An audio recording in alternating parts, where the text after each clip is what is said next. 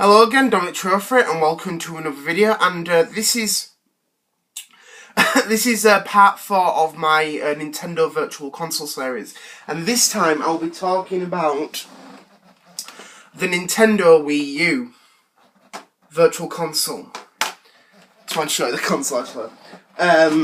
Now, the Wii U Virtual Console, I think, to me, is the most interesting out of all of them. Because of the fact that of the support that we actually got on the console, there was a lot of interesting stuff that we saw on the console. Now, one thing I will start off is how it started. Now, the Wii U did not start with its own virtual console launch, unlike the Wii. So at the meantime, you didn't really have any sort of like Wii U enhanced virtual console games. But one thing that that Nintendo did brilliantly, and I'll give them full credit for this, is with the Wii U being backwards compatible with Wii games, it had its own dedicated Wii mode, and you could actually access those games if you wanted to. You could also do a transfer feature from the Wii to the Wii U, which really made the console a lot more interesting, because not only could you bring over all your Wii games, you know, your disc games and stuff, but you could also bring over your WiiWare games, any Wii channels you've downloaded, and your Virtual Console content. And that was a great thing for a lot of people, because even if there wasn't any enhanced Wii U Virtual Console games, the Wii mode on there, on the Wii U, definitely made it absolutely amazing, and it was handy. So it was. But one thing I will mention is I did try a few days ago, and the Wii the Wii Shop channel is still up. So if you have a Wii or a Wii U and you are interested in any of these games, I would say get them sooner rather than later, because we don't know when it's going to shut down. But in 2013, in April, we did see the first sight of the Virtual Console for the Wii U.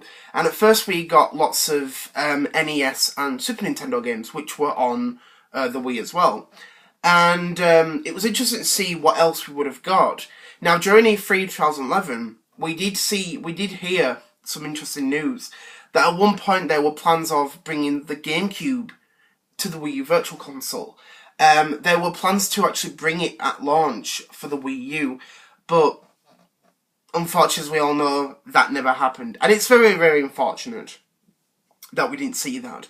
Hopefully we might see it in the future with, obviously, with the, the Nintendo Switch. But I won't mention that yet until part 6. But there was so much that really, really came out of the Virtual Console, absolutely amazing. One thing I loved about it, that Nintendo did really, really well, was they did bring an old franchise back to the Virtual Console on the Wii U, and that was Earthbound.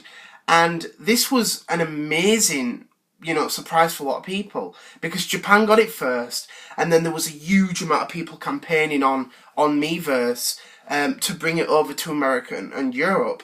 And what ended up happening, we got it.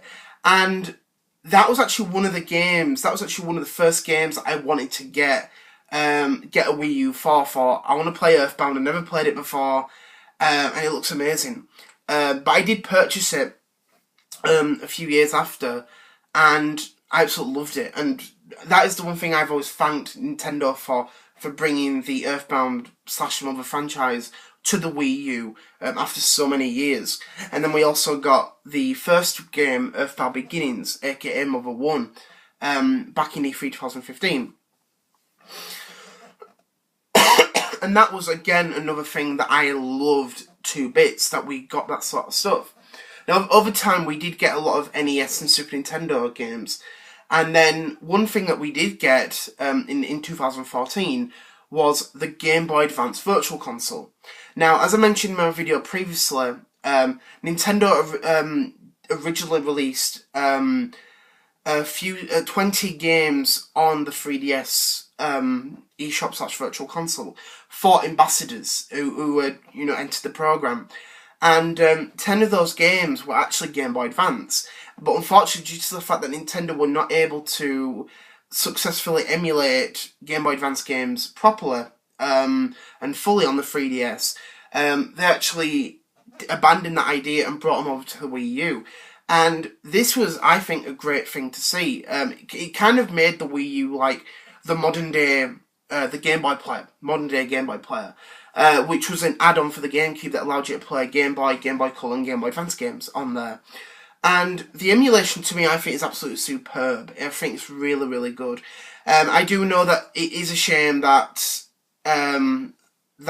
multiplayer was not built into it, because a lot of people were very, very disappointed about that.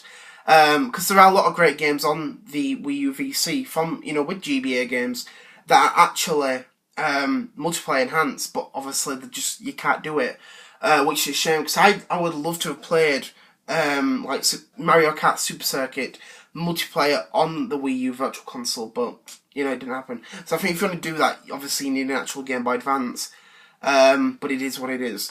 And then the following year, on April Fool's Day, no joke it was, in 2015, we got a Nintendo DS and Nintendo 64 games, which again was amazing to see this. I think for Nintendo 64 it was something that should have happened a lot sooner. But for DS, I think it was absolutely amazing. Because of the fact that when it comes to the DS Virtual Console, you can actually use the top screen, the television, as the main screen, and use the gamepad screen on the gamepad controller as the bottom screen. Or you can turn it around if you want to do it like that, like in Brain Training or Yoshi's Island DS. It kind of makes it really, really good to, play it like that. And I absolutely love that. It's really, really good. Because obviously you just need the stylus and, that's the play away. And that's one thing I love about it, especially with WarioWare Touched. That's on it. Absolutely amazing game. Now, one thing that is good is that it is backwards compatible with, controls and stuff. So, if you want to play certain, NES games, you can use a Wii remote, which, it's pretty cool. Like I say, feels comfortable, usually on the Wii and stuff. You can also use a classic controller, like I've got here, and the Pro version as well, which I think is pretty cool. So at least it gives that sort of sense of that you don't need to buy new controls. If you had a Wii, last generation, and you've got a Wii U, transfer all those games to the Wii U, and you've got your old controllers. A good idea, and that's the thing I love about it. Now, one thing I did love was the off-TV play. Now, most of these, all of the Virtual Console games that were on the Wii U can be used to play, your games. Kind of giving that sort of portability sense, with the NES, Super Nintendo, N64, which I think is pretty cool. But I think if you want to give a sort of portability sense, I would say the 3DS is where you want to go. Because obviously, with that and stuff, it makes it really, really good to play the game on there. But I think for NES, I would say go for the 3DS. I did actually forget to mention that there were NES games on the 3DS Virtual Console. I think for, portability sense, the 3DS, I think, is great for NES games, and, all that stuff. Super Nintendo, I think it's great. Nintendo 64, absolutely amazing, because it gives you that sense, I've got a portable N64, even though it's not. And it's just a great thing for a lot of people if they want to play those certain games. And that is one thing I loved about it. Instead of, having a television for the Wii and playing all those games, you can play them all on here. Now, for the Wii Virtual Console games that you did purchase and then transferred to the Wii U, you can actually use this as a screen. So if you play a few NES games, you can use this as a screen and use your Wii remote. It's pretty cool like that. Giving it like sort of portability, television sense, which I absolutely love. I love this. Other things that we did get were digital Wii games. Now, this wasn't really a big deal for a lot of people, but for me, I think it was great to see the Wii return to the Wii U, once more. And there were lots of great games that Nintendo added on there, which definitely made a lot of sense. There were certain games on there that were definitely chosen, correctly, because a lot of those are really, really expensive. One that I loved was the Metroid Prime Trilogy, and when that came out, it was originally £8 like £9 because they originally had 3 games. Super Mario Galaxy 2, Donkey Kong Country, I think that's what it is, Donkey Kong Country. America actually had Punch-Out! The second week, and the third week was Metroid Prime Trilogy. And over the few weeks, you got it at a special price. It was £8-9 for all of them.